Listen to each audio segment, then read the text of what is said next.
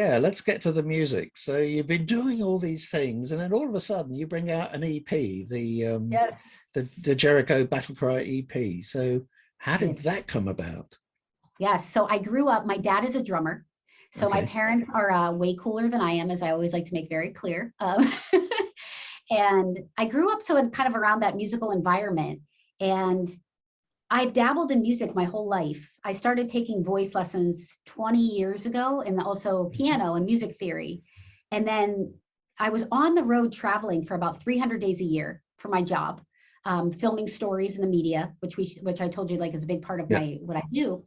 And then when the pandemic hit, I found myself, I had just purchased a home and I was like, wow, I'm not on the road as much, which means not as much time in the airport or traveling, or it's almost like I got time back. And I said, you know what? I'm going to focus on the passion that I've always wanted to do, which is long overdue. And like, God is never early. He's never late. He is always on time. And even though like, I'm later in my career and life, it's never too late to like tackle a new project, right? So I worked with some of the most amazing, and I figured it out. Like it was on me to figure out a whole new scene because my world is TV, but like the music avenue is like totally different. So I worked with the amazing vocal coach and guitar coach over the years that helped put me in touch with producers. And one thing led to another where I was figuring out the scene in Nashville and working with some of the most talented musicians and producers and put out my first EP in the CCM Christian Contemporary space, which I'm so proud of, which is called Jericho Battle Cry. Yeah. And from there, everything went, it was such a cool experience and it went so well and it was kind of overwhelming that now moving into the country scene and my first single out, Renaissance Lady, is just my goal is always to put out really fun and positive and inspirational music, but also like, again, I noted earlier that my favorite part is the writing part. So I love the writing part and I dabble in guitar and music theory myself too, but not something I tackle in terms of laying down tracks, but just working with some of the most talented people that are, it's very humbling. It really, really is. And like taking ideas that I had and being willing to let them go and let experts, as I always say, do expert things and seeing where a song can evolve to has been really unique and interesting. And we have so many songs done. It's just a matter of like, I think one of the biggest challenges that I've experienced in the music space is like picking and putting your efforts into, it's a singles market. So like picking that next track to really push. Yeah. And when you have so many that you like, and everybody has differences of opinion, they're like, man, I want to do that one. I want to do that one. It's like, you have to make choices. So it's been really exciting and cool and awesome to be able to tie every song to a nonprofit that I care about. That's been really important to me. Yeah, that's a nice touch. I was talking to my friend Rick again. There's another charity in the States which collects money, as it were, to make it possible for vets to get guitars and free guitar tuition. So, they're funding the guitar teachers to give lessons. And the guys, I gotta find out what that is. I'll do some Google searching. I want to write that down. Please do. The name of it is escaped me for the moment, but so I've also got a song about Jericho. There you go. Yeah, I love it. Which has got nothing to do with anything. You say that. So I call it a synchronicity, like a Christonicity. I have this crazy part in my life that people have syncs with me on Jericho. The words Jericho are. There you go. Being in Jericho, it's a really wild. I'm so glad you brought that up because it's like, God at work, as always. There you go. Country has always been, however, I think the music that I kind of found it in my late teens, and at that point in time, I realized that I was a country musician. Well, and hearing you say that too, don't you appreciate the wholesome and and that's maybe, I don't know, it's how I found country music is when I was very little and first became, I love the storylines. I love the wholesomeness of it. I love the family intertwined. I love the faith, of course, built into it. It's positive, it's uplifting, it tells a story. And it's just like, I don't know, do you find that that had you gravitate towards it as well? Yes, I think I've always liked this idea of narrative in songs. Mm-hmm. I do like songs that tell you a story. Did you ever get into any of something that I was really gravitated towards. And I'm okay. I'm decent. I can play the Irish whistle. Okay.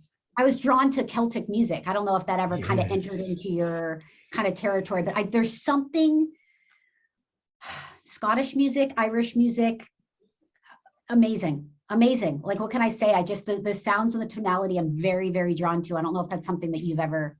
Yeah, very much so. I love folk music. I'm running way over time as usual, but it's Because we're chatting away.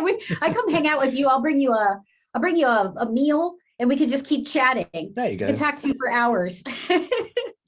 I just love talking to good people like yourself and exchanging sort of experiences and finding out. For me, it's great. I mean, I do this for fun.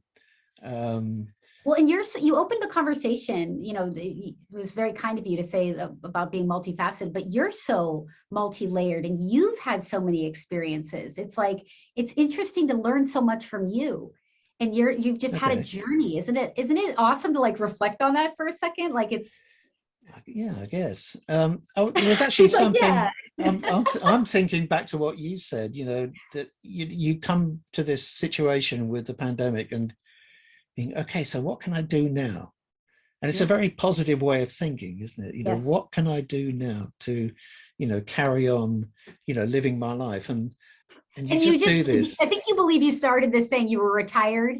Yeah, right. Yeah, right. Yeah, right. You're full of like vibrant life. You need more hours in the day. That's it. Yeah, let's get to Renaissance Lady because in a way that also sums you up, doesn't it? Renaissance Lady. Yeah. Yes.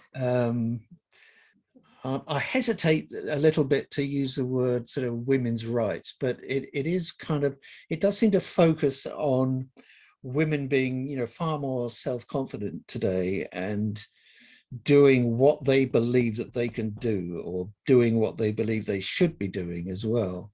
You find these people and you think, wow, you want them to fulfill their potential. Yes. Well, and I think that was the underpinning of Renaissance Lady. The song is, I think it's amazing time for us girls to be alive. Like, what a time in history to have so many opportunities, and they're there for the taking. Like, it's like it never have we had such opportunity. And Renaissance Lady is light and unapologetic, and it is about that empowerment as an independent female. And we love our guys, which I always say, but it's like so cool to reflect on where we're at and what we can do. So I think that was an important message of the song.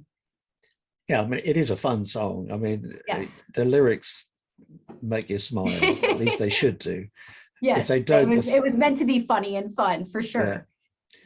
It looked like it was a fun video to make as well, with all the kind of hairstyles and the costumes and what have you. And talk about two other women that were integral parts of my life that put together.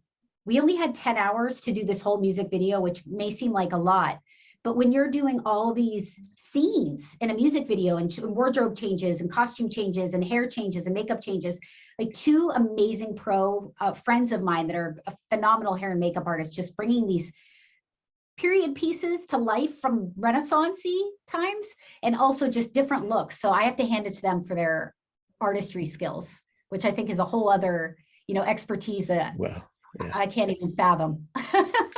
And where was that shot, actually, that video? It was shot in Nashville. Right. Yeah. What was the building then?